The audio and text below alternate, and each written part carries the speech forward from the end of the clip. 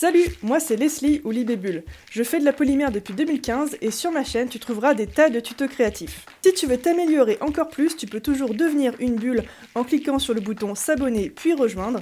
Et sur ma boutique, tu pourras aussi trouver tout un tas d'outils pour ton atelier conçus et fabriqués par moi-même. Sur ce, je te laisse avec ce tuto en espérant que tu n'oublies pas de le liker et de le commenter. Bonjour à tous, aujourd'hui on va commencer avec une plaque de pâte polymère blanche étalée au cran 3 de la machine à pâte. On essaie de ne pas prendre trop épais puisqu'après il va s'agir de notre pièce principale et on va venir ensuite la texturer. Ici j'ai utilisé la plaque tournesol que vous pouvez retrouver sur ma boutique, elle est évidemment créée et fabriquée par moi-même. Comme je sais qu'ici je ne vais faire qu'un pendentif, je vais juste prendre l'emporte-pièce correspondant à mon pendentif qui lui aussi est dispo sur la boutique et je vais découper juste le morceau de plaque de pâte qui va correspondre à la taille de mon emporte-pièce pour ne pas gaspiller trop de pâte.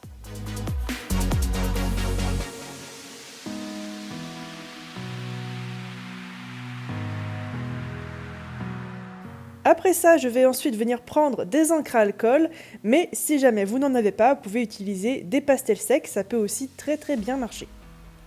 Ici, je vais surtout utiliser les cernites, mais les encres pignata fonctionnent très bien aussi. Au niveau des couleurs, on va partir sur du classique, avec du jaune pour le tournesol, et par contre, pour le cœur des tournesols, j'ai choisi de prendre du bordeaux, et vous allez voir qu'à la fin, je pense que ça rend encore mieux que si j'avais pris un marron classique. Évidemment, on peut mélanger ce jaune avec des jaunes orangés ou bien carrément du orange, mais attention, les encres à alcool, c'est un peu comme la pâte polymère, quand vous faites des mélanges, les couleurs sombres vont avoir tendance à prendre beaucoup le dessus.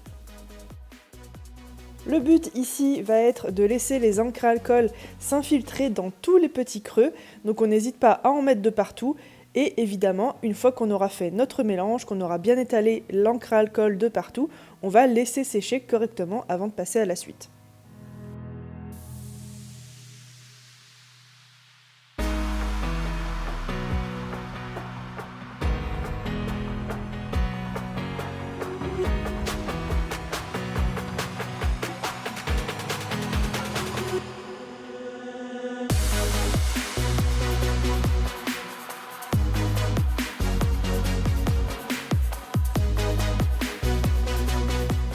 Pour accélérer le séchage, j'ai ici utilisé une petite lingette qui avait séché à l'air libre, mais si vous n'en avez pas, vous pouvez prendre du sopalin ou bien des cotons.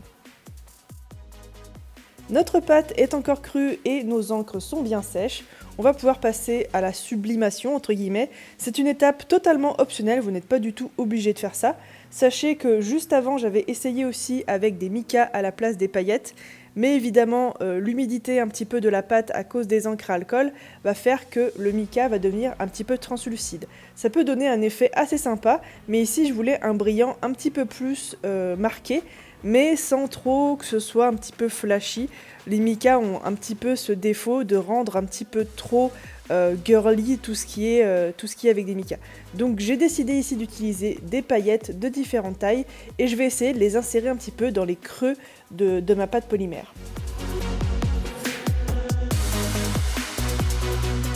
Pour que les paillettes tiennent correctement à la cuisson, n'hésitez pas à faire comme moi, à prendre un pinceau un petit peu plus dur que d'habitude et à enfoncer un petit peu les paillettes dans la pâte en frottant un peu. Alors évidemment, vous verrez qu'à l'étape d'après, celles qui seront sur les reliefs seront automatiquement enlevées, donc si on en met sur les reliefs, c'est pas grave du tout. Celles qui resteront seront vraiment dans les crevasses. Lorsqu'on a terminé, on va bien évidemment venir découper notre forme et ensuite on va la mettre en cuisson. Mais attention, ici j'avais envie d'une cuisson sur un support courbe, j'ai donc utilisé un petit bol en métal. Une fois la cuisson terminée, on va passer à la semelle et j'ai décidé de la faire en blanc puisque ma base est blanche. Je vais donc utiliser mes restes de pâte, je vais les étaler au cran 4 de la machine à pâte pour que ça nous donne une jolie plaque. Je vais ensuite faire remonter sur les côtés la semelle pour avoir un joli contour en blanc. Ça fait une espèce de cadre en fait qui peut être très sympa sur certaines pièces. Et je vais ensuite bien évidemment couper le surplus. On peut texturer le dos, on peut aussi ne rien mettre. Dans tous les cas, je vous conseille, si jamais votre bijou est fait pour la vente ou même pour un ami, de signer votre création au dos. C'est toujours très sympa et beaucoup plus professionnel. Si jamais vous voulez votre tampon personnalisé avec votre marque, n'hésitez pas à aller sur la boutique, il y a une section spéciale pour ça. Et si jamais vous voulez un logo en particulier, n'hésitez pas à me contacter en privé. On va aussi ajouter un passant à ce pendentif, et pour ça, rien de plus simple, on prend une petite bande de pâte qui elle est étalée au cran le plus épais de la machine à pâte, et on va venir la rajouter sur notre semelle avec, comme vous voyez, une espèce de support. Ici c'est une mirette, c'est un outil pour de la sculpture, mais vous pouvez très bien utiliser des baguettes chinoises en bois, ça passe très bien au four, et en général ça fait des passants assez larges. Ici je voulais un passant large puisque le montage sera avec de la bune à corde. On passe en cuisson une dernière fois, on enlève notre support et ensuite on va pouvoir passer aux finitions. Comme je voulais un rendu avec beaucoup de profondeur, j'ai décidé en fait de limer les textures, tout simplement parce qu'en fait au final on va voir la pâte blanche se révéler très légèrement et donner beaucoup de profondeur à tout ça. Ça va pas nous faire quelque chose de coloré et uni. Alors je sais pas si vous voyez ce que je veux dire, mais en tout cas les images parlent d'elles-mêmes je trouve. Et comme je vous l'ai dit tout à l'heure, toutes les paillettes qui sont en fait sur les textures vont disparaître avec le ponçage et on aura juste les paillettes qui seront dans les creux des textures. Donc je trouve ça vraiment très sympa puisque du coup ça va nous enlever une bonne partie des paillettes et ça va ajouter juste le brillant qu'il nous faut.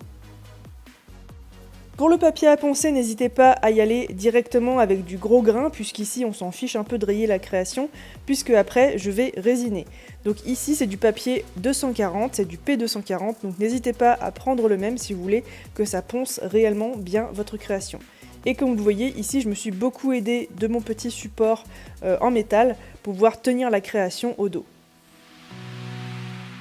Lorsque vous avez terminé, vous pouvez utiliser une petite brosse à dents pour enlever toutes les poussières ou bien tout simplement passer votre création sous l'eau. Normalement, les encres à alcool ne craignent rien puisqu'elles sont vraiment incrustées dans la pâte. Car comme vous voyez ici, même si je ponce, la pâte en dessous reste quand même assez jaune.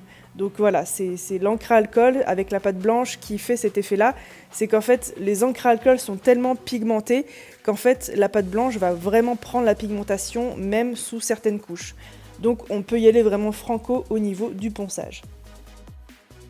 Pour le résinage, on va essayer de mettre notre pièce droite. Vous pouvez mettre une boule de pâte polymère pour essayer d'avoir une pièce bien droite pour éviter que la résine ne coule. Moi j'ai utilisé comme ici mes deux petites plaques en verre. Je vais poser ma résine et je vais tout simplement l'étaler puis la mettre sous la lampe UV. Le but ici c'est évidemment d'avoir un rendu brillant mais aussi et surtout de protéger les petites paillettes qui peuvent s'en aller avec le temps. Pour le montage, je suis allée au plus simple, j'ai utilisé de la bune à corde de 5 mm et voilà, on a notre pendentif déjà prêt. J'aime énormément la profondeur que ça donne à tout ça. Encore une fois, la plaque tournesol est disponible sur la boutique et si vous avez aimé la vidéo, n'hésitez pas à liker, commenter, partager autour de vous. Et sur ce, maman, je vous dis à très vite pour un autre tutoriel. Ciao!